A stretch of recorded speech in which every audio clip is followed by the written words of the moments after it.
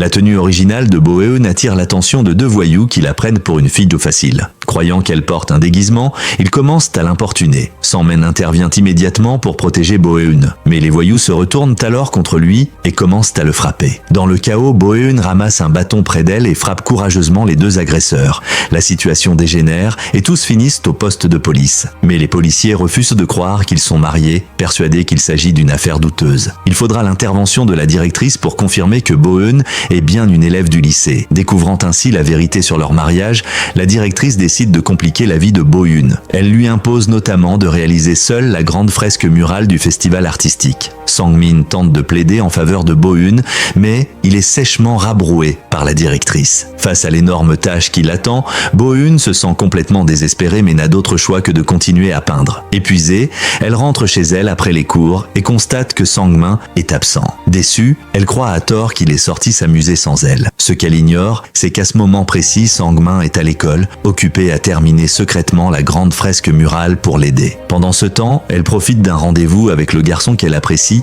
sans réaliser qu'elle est filmée par un camarade de son frère. Le soir même, le frère de Bo-eun, fier d'avoir une nouvelle petite amie, veut présenter la vidéo devant toute la famille. Mais la fierté laisse place à la stupeur lorsqu'à l'écran apparaît Bo-eun dans une scène ambiguë avec un autre garçon. Alors que Bo-eun entre dans la pièce depuis l'extérieur, elle aperçoit les regards choqués de sa famille et, sous le choc, laisse échapper l'objet qu'elle tenait dans ses mains. Accablée de honte, elle s'enfuit et s'isole dans un parc où elle pleure seule sur une balançoire. Sangmin finit par la rejoindre et en la voyant si malheureuse, oublie immédiatement tout reproche. Il la réconforte avec douceur, lui rappelant qu'il n'avait jamais choisi ce mariage. De retour à la maison, la mère de Bo-eun lui confie que, contrairement aux apparences, toute la famille savait depuis longtemps combien leur lien était fort. Enfant, lorsque Bo-eun tombait et se blessait, Sangmin était toujours le premier à s'inquiéter pour elle. Et chaque fois que Bo-eun pleurait, sa tristesse disparaissait dès que Sangmin apparaissait. Mais avec le temps, tous deux avaient fini par oublier la nature profonde de leurs sentiments. Ce soir-là, en voulant laver le linge, Bo-eun remarque que les vêtements de Sangmin sont couverts de peinture. Elle comprend alors pourquoi il disparaissait si souvent.